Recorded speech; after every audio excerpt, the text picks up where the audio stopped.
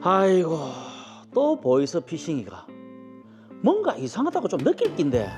참, 이런 데나 쏟고 말이야. 한심하다 한심해. 아이야. 시간이 벌써 이렇게 됐나? 오늘은 단체 관광객이 들어온 날이니까 환전소가 잘 되겠지. 자, 빨리 출근 한번 해보자. 아이고. 자, 아이.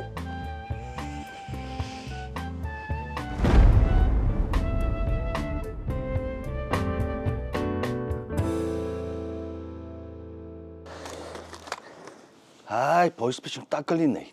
일단 마카오로 튀어야 되겠다. 에이. 요즘은 온라인으로 환전하는 사람들도 많던데. 참.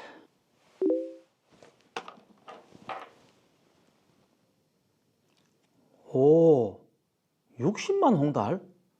그럼 한국 돈으로 한 1,500만 원 정도 되네.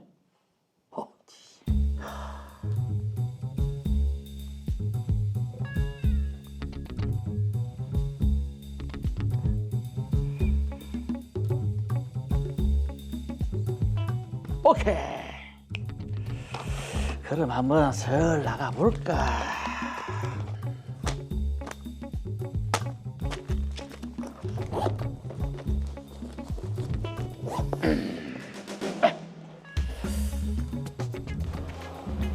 저 혹시 환전 요청하신 예, 맞습니다.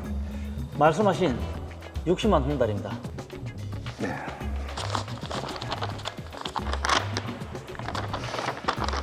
감사합니다. 한국 돈은 은행 계좌로 입금해드리겠습니다. 한국은행 계좌요? 현금 거래가 원칙인데. 거래 금액이 커서 제가 가지고 있는 현금으로는 거래가 어려워서요. 알겠습니다. 한국 계좌로 받을게요. 도화은행이고요. 잠시만요. 123-456-7890입니다. 입금했습니다. 한 번에 안 돼서 두 분으로 나눠서 입금했습니다. 들어왔네요. 고맙습니다. 한 번에 왜 안 되죠? 뭐가 또 왔네. 전에 그 사람이네. 이번에는 2천만 원을 홍달로 환전해 달라고? 뭐지? 카지노에 땡기러 왔나? 나야 뭐 돈만 환전해 주면 되지. 2천만 원이면 홍콩 달러 84만 달러 정도 되네.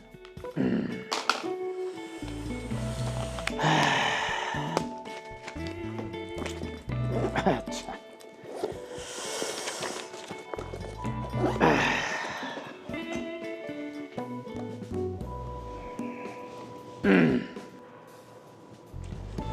83만 2천 홍달입니다.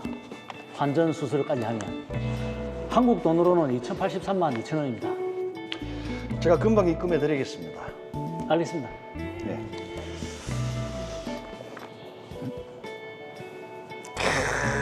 빠르네. 계산도 정확하고.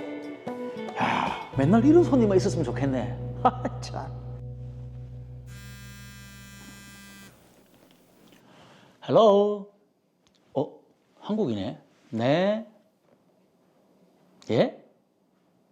제 계좌가 지급 정지됐다고요? 오늘 거래한 게 문제가 됐다고요? 아니, 저는 그냥 환전하는 사람이라서. 예?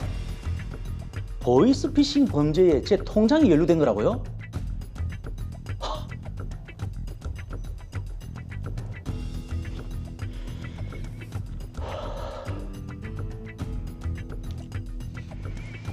통장 거래를 하지 못하는 건 제 생계와 직결되는 일이었기에 저는 그날 이후 은행에 세 차례에 걸쳐 이의를 제기했습니다.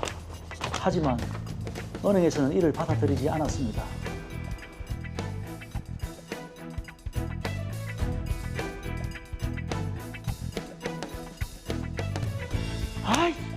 아니 내 통장인데 손도 못 대게 하고 통장에 있는 예금 3,580만 원 이것도 다 날리판이잖아. 이걸 어떻게 해야 되노?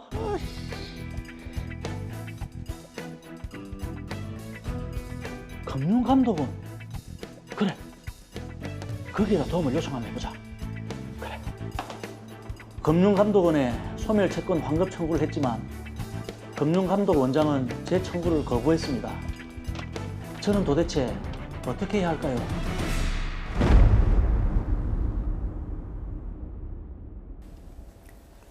네, 양석진 씨가 처음에 그러셨잖아요. 또 보이스피싱이냐, 이런 데나 속고 참 한심하다라고 하셨는데 본인도 모르는 사이에 연루가 되는 것이 바로 이 보이스피싱 문제입니다. 그렇습니다. 예, 자 김영욱 변호사님, 먼저 이 사건의 쟁점부터 한번 짚어주시죠. 네.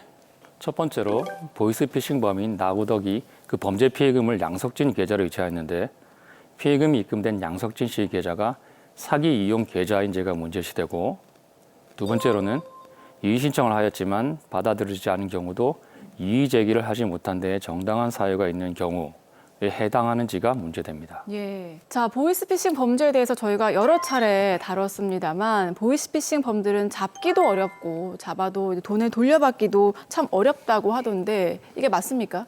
그렇습니다.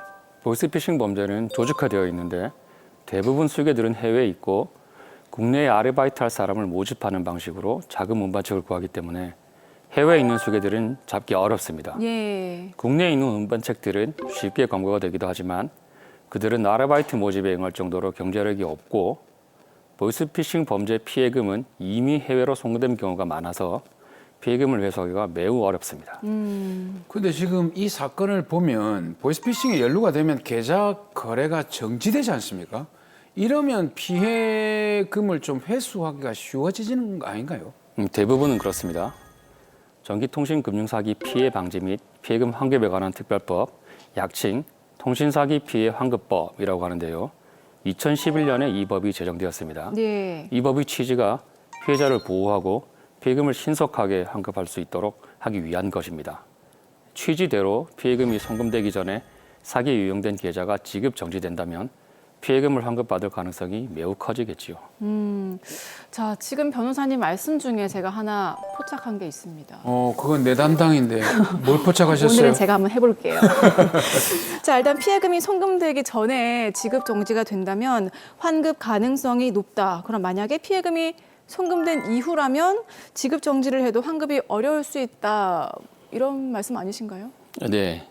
피해금이 송금되어서 그 계좌에 피해금만큼의 잔액이 남아있지 않다면 환급이 어렵겠죠. 네, 그럼 피해금이 송금되기 전에 좀 빠른 조치가 꼭 필요하겠네요. 자, 그럼 통신사기 피해 환급법에는 어떤 보호 조치가 있습니까? 통신사기 피해 환급법에 규정된 보호 조치로는 이용자가 대출을 신청하거나 저축성 예금, 적금, 부금 등을 해지할 경우에 해야 할 본인 확인 조치, 상시적으로 자체 점검을 해서 피해가 의심되는 계좌는 이체, 송금, 출금 등을 지연하거나 일시 정지하는 조치, 고객이 계좌 개설을 신청하거나 이체, 송금, 출금 한도 제한을 해제하려는 경우에 그러한 금융거래의 목적을 확인하는 조치, 네. 피해자나 수사기관이 요청할 경우 사기 이용 계좌의 지급을 정지하는 조치, 지급 정지 조치를 한 후에 채권 소멸 절차를 거쳐야 하는 조치, 예. 채권 소멸 후에 그 채권을 피해자에게 환급하는 조치 등이 있습니다. 사실 요즘 은행에 가면 이 거래를 하려고 하면 본인을 확인하거나 예. 아니면 거래 목적이 무엇인지 이렇게 따져 묻는 경우가 좀 있거든요. 그렇습니다. 근데 사실 지금 제가 들어봤을 때 가장 중요한 조치는 거래를 정지시키고 빨리 피해금을 환급받는 조치인 것 같은데 이게 어떤 조치인지 좀 자세하게 좀 설명을 해주시죠. 지급 정지 및 피해금 환급 조치는 자금을 송금 이체하도록 하는 행위나 개인정보를 알아내어 자금을 송금 이체하는 행위로 피해를 입은 경우 그 피해자가 금융기관에 사기 이용 계좌의 지급 정지를 신청할 수 있고, 또 자금을 교부받거나 교부하도록 하는 행위나 자금을 출금하거나 출금하도록 하는 행위로 인하여 피해가 발생한 경우에는 수사기관이 금융기관에 사기 이용 계좌의 지급 정지를 요청할 수 있습니다. 예. 만약 지급 정지 요청을 받은 금융회사로부터 다른 금융회사의 사기 이용 계좌로 이미 그 피해금이 송금 이체된 경우에는 지급 정지 요청을 받은 금융회사는 그 다른 금융회사에 대하여 필요한 정보를 제공하고 지급 정지를 요청하여야 합니다. 자, 그럼 지급 정지를 요청한 이후에는 이게 당연히 피해자에게 환급이 되나요? 그렇습니다. 금융기관에 지급 정지 조치를 행한 경우에 지체 없이 금융감독원에 계좌 명의인이 채권 소멸 절차를 개시하기 위한 공고를 요청하여야 하고, 금융감독원은 지체 없이 채권 소멸 절차의 개시에 관하여 공고하여야 합니다. 네. 또한 금융감독원은 지체 없이 계좌 명의인에게 채권 소멸 절차의 개시에 관한 사실을 통지하여야 합니다. 이때 채권 소멸 절차 개시 공고가 이루어진 사기 이용 계좌의 피해자이면서 채권 소멸 절차 개시 공고 전에 피해 구제를 신청하지 못한 사람은 금융회사에 대하여 공고일로부터 2개월 이내에 피해 구제 신청을 할 수 있고, 또한 수사기관도 추가 피해자와 피해금을 금융기관에 통지할 수 있습니다. 예. 그 후 채권 소멸 절차 개시 공고일로부터 2개월이 경과하면 채권이 소멸됩니다.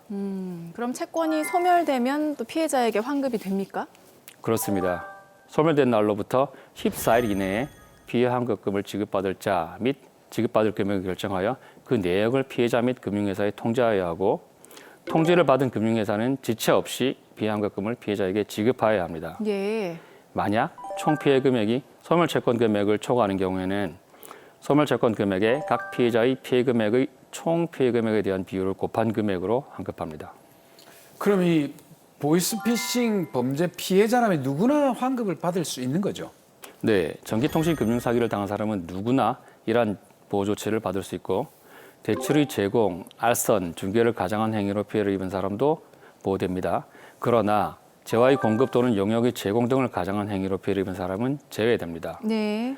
다만 몇 달 전 대법원은 대가 관계없는 편취는 재화의 공급 또는 용역의 제공 등을 가장한 행위가 아니다라고 판시해서 피해자가 보호받을 수 있는 범위를 더욱 넓히고 있습니다. 자, 지금 드라마 속의 양석진 씨는 이제 그런 조치를 통해서 통장 계좌가 거래 정지를 이제 당한 상황인데요. 자, 그런데 양석진 씨는 보이스피싱 범죄에 자신이 연루된 줄도 몰랐던 상황이거든요. 네, 맞습니다. 그래서 계좌 명의자인 양석진 씨는 지급 정지에 대해서 이의를 제기한 것입니다. 해당 계좌가 사기 이용 계좌가 아니거나 소멸될 채권의 전부 또는 일부를 명의인이 재화 또는 용역의 공급에 대한 대가로 받았거나 그 밖에 정당한 권한에 의해 취득하였거나 해당 계좌가 피해금 편취를 위하여 이용된 계좌가 아닌 경우까지 지급 정지가 되어서는 안 되기 때문에, 이런 경우에 그 계좌 명의인은 지급 정지 공고일 후 2개월이 경과하기 전까지 금융회사에 이의를 제기할 수 있습니다. 네. 자, 그런데 양석진 씨의 이의 제기가 받아들여지지가 않았습니다. 지금 생계와 직결된 문제이기 때문에 계좌 거래가 필수인데 이 어떻게 해야 될까요? 네, 양석진 씨 이의 제기는 받아들여지지 않았고 채권은 소멸되고 말았습니다. 이런 경우 그 계좌 명의인은 자신의 계좌가 사기 이용 계좌가 아니거나 그 채권을 정당한 권한에 의하여 취득하였거나 해당 계좌가 피해금 편취를 위하여 이용된 계좌가 아닌 경우에 해당된다라는 사실을 입증하고, 또한 자신에게 이의 제기를 하지 못한 정당한 사유가 있다는 사정을 입증해서 금융감독원에 소멸된 채권의 환급을 청구할 수 있습니다. 지금 이 말이 쉬운데 사기 이용 계좌나 피해금 편취를 위해 이용된 계좌가 아니고 그리고 채권을 정당한 권한에 의해서 취득하였다라는 이 사실을 어떻게 입증을 할 수 있겠습니까? 그게 어렵어요.